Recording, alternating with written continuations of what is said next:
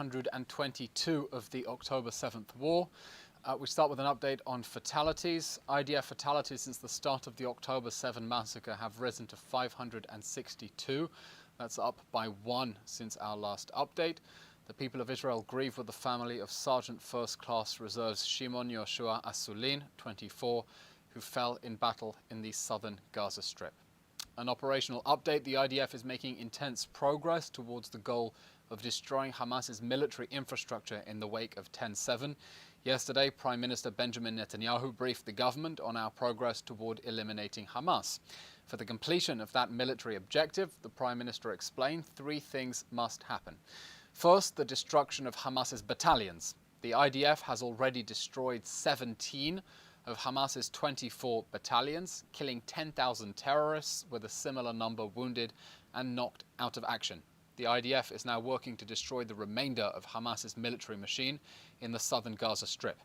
The IDF is dismantling the Hamas Khan Yunis brigade while taking active steps to shield civilians from harm and thwart the Hamas human shield strategy.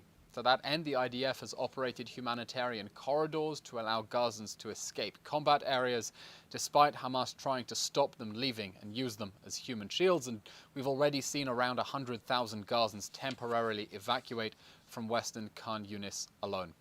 The second prerequisite for the elimination of Hamas, the Prime Minister told the government yesterday, is the sustained demilitarization of areas where Hamas has already fallen.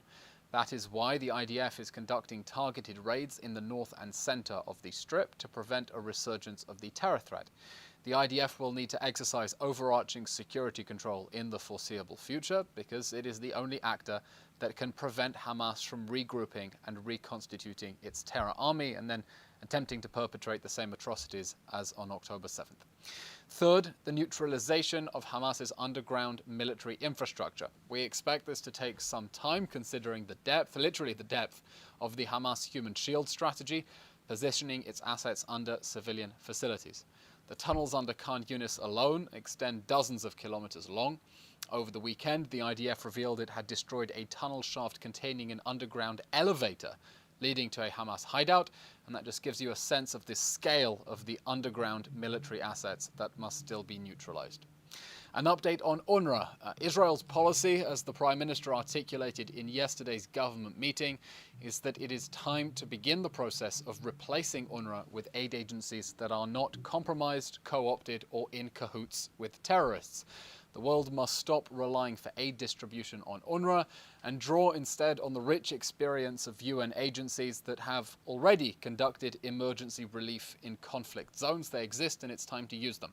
To that end, we welcome the confirmation from the United Nations that if UNRWA were defunded, it would be able to scale up humanitarian aid operations in the Gaza Strip at necessary scale. And I refer you to remarks by the spokesman of the World Health Organization, Christian Lindmeier, just last week. He said, and I quote, "I have no doubt that the UN in general and the WHO would be able to scale up whatever needs to be done." An update on the October 7 hostage crisis, with 136 hostages still being abused in the Hamas terror dungeons and denied access to the Red Cross. Addressing yesterday's government meeting, Prime Minister Netanyahu said efforts to free the hostages are continuing at all times, but the government will not agree to any deal and not at any price.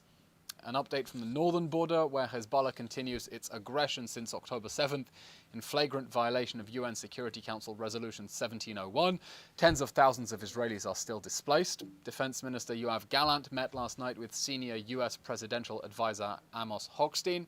He reiterated Israel's desire to resolve this crisis by diplomatic means and underscored Israel's preparedness for other scenarios. IDF spokesman Rear Admiral Daniel Hagari briefed the media on Saturday night on Israel's efforts to contain and deter Hezbollah aggression. He laid them out as follows: defensive efforts, beefing up defenses along the border; 2, offensive efforts, engaging in strikes in self-defense to degrade Hezbollah's military capabilities; and 3, stepping up preparedness for a war on the northern border. And I refer you to Rear Admiral Hagari's statement for more on those efforts against Hezbollah. Just an update from the last few minutes. Earlier today, Prime Minister Benjamin Netanyahu met with soldiers of the 179th Brigade and emphasized that Israel's policy remains total victory over Hamas. The Prime Minister adding that a fatal blow to Iran's axis of evil, which encompasses, of course, Hezbollah in the north and the Houthis in Yemen, is necessary in order to ensure the achievement of future peace accords. The Prime Minister emphasized in his discussion with the soldiers that there is no substitute for the goal of total victory. Israel is not only en route towards achieving that military goal, the Prime Minister emphasized we will not end the war without total victory in order to restore security along both the northern and the southern borders. That's it for today's update. We'll now take your questions as always. Question from Joel Pollack of Breitbart News. Will the Prime Minister ask US Secretary of State Blinken to use American influence to convince Egypt to agree to Israeli military operations in Rafah? Also, can you provide information on the timing of Blinken's visit, as well as that of Argentinian President Javier Milei? The Prime Minister said yesterday in his meeting with the government that having already dismantled 17 of the 24 Hamas battalions in the Gaza Strip, our forces will of course turn their attention towards the remainder, including in the south of Gaza. We think it's very important for the whole security architecture of the region that Hamas be totally destroyed inside the Gaza Strip and that Gaza remain permanently demilitarized in order to prevent any resurgence of the terror threat, which would only undermine regional stability and security. Hamas remaining on its feet anywhere in the Gaza Strip and destabilizing regional security is of course not an interest of any of our neighbors. Question. If I heard correctly about the president of Argentina, I have no updates on that matter. Question from Jim Williams of Zenga International News. Has the US and the UK kept the Israeli government updated on their counterattacks against the Iranian proxies in the region? Israel remains in an ongoing dialogue with our military allies. The Houthi pirate attacks against international shipping are a threat to global security, global trade, and it is correct that the response be accordingly global. Question from Hannah Julian of the Jewish Press. Israeli banks have frozen the accounts of 2 Israelis who were sanctioned by the US State Department. Spokesperson Matthew Millas has said that the US might consider other actions as well if the White House is not satisfied with the Israeli law enforcement in Judea and Samaria. Does Israel see this as a breach of Israeli sovereignty over its citizens? The Prime Minister has already responded to this question of our friend and ally President Biden's executive order. The Prime Minister said, and I quote, "The overwhelming majority of residents in Judea and Samaria are law-abiding citizens, many of whom are currently fighting as conscripts and reservists to defend Israel.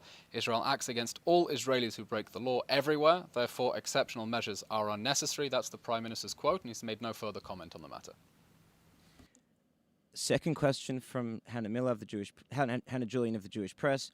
Does the Israeli government share Mr. Hochstein's optimism about moving Hezbollah back from the border? We are realistic about the situation in the north. We are realistic about the failure of international resolutions and diplomatic solutions in the past to prevent Hezbollah's military buildup in southern Lebanon. We definitely hope that it will be possible to achieve a diplomatic resolution. That is why we are pushing now for a diplomatic resolution to this crisis. But we have also been clear that the window for that diplomatic resolution is shrinking, and the situation on the northern border will have to end with a clear change in order to enable the residents of northern Israel to return safely to their homes that are currently being shelled until Hezbollah withdraws its forces from along the Israeli border. As far as we're concerned, that is an imminent threat of a repeat October 7th. Next question comes from J. Micah Hancock of All Israel News. Is there a proposal on the table towards an agreement with Hezbollah to end the aggression on the northern front? As I said, the defense minister has met with the US special envoy, Mr. Hochstein, in order to discuss ways that we can prevent an escalation and pursue a diplomatic resolution, which we strongly prefer. The defense minister and Mr. Hochstein discussed the need to change the security situation in the northern arena. That is a shared, declared Israeli-US interest, and ways to safely return Israel's displaced communities to their homes.